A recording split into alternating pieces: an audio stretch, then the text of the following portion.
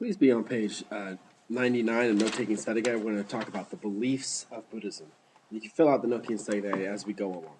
Please also be in your textbook on page 223 so that I can refer to different charts and pictures as we go. So first we're going to talk about Buddha's teachings, and they can basically, after he had the four passing sights and he went and reached enlightenment under the Bodha tree, he basically thought that there was this middle way that people had to go on. That they had to avoid extreme pleasure and they had to avoid extreme self-denial and kind of a middle way. And he talked about four noble truths. The first one is that all life includes suffering. The second truth is that suffering is caused by desires of what one doesn't have. So you want something, you suffer because you can't have it. Okay? And the third truth is that you can avoid this by overcoming those selfish desires, by overcoming the desires that you have.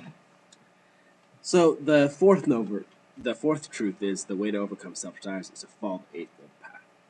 Okay, and to do that, please turn. Well, actually, to study that, please turn to page 225 in your textbook, and you can see the chart there. It's a really good chart that has all the Eightfold Paths, what it kind of means, and it kind of separates it into three categories, which your Note-Taking Study Guide does as well. So the first kind of category is preparing the mind. You have to have the right belief. You have to believe and understand the Four Noble Truths. You have to have right purpose. You have to have your purpose should be spiritual growth, according to the Buddha. Okay, taking charge of one's behavior, right speech, right conduct, and right livelihood. Say what's good, don't hurt others. Right conduct, don't lie, don't steal, don't hurt others with what you like, physically, and then livelihood. Choose a profession that don't become a profession that's taking advantage of others or cheating or anything like that. That's not going to help you in your path to enlightenment, according to the Buddha. The next one is train the mind to gain enlightenment. So you have right effort, right mindfulness, and right meditation. Those are kind of the last three steps. You have to do them all kind of in order. Okay, the Eightfold Path is in order.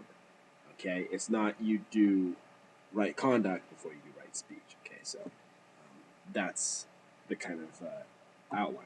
And then the Buddhist religion, just in a basic, there's based on moral teachings of Buddha, and monks and nuns sometimes live in religious communities called monasteries, and Buddhists have no single sacred book, unlike Christianity or Islam, let's say. The most popular Buddhist texts are the Jataka Tales, and we read one of those in class just the other day. Okay. Another kind of thing you need to know is that nirvana. This is the state when you no longer are suffering. That you're at peace without any desires. The literal translation of nirvana is nothingness. So because all life is suffering, and so when you reach nirvana, you no longer suffering. So you really is nothing.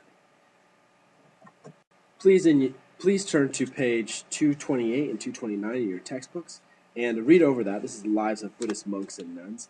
Read over those the different text boxes and be prepared to discuss it and compare it to kind of maybe your own life or maybe the lives of maybe monks and nuns within the Christian religion if you're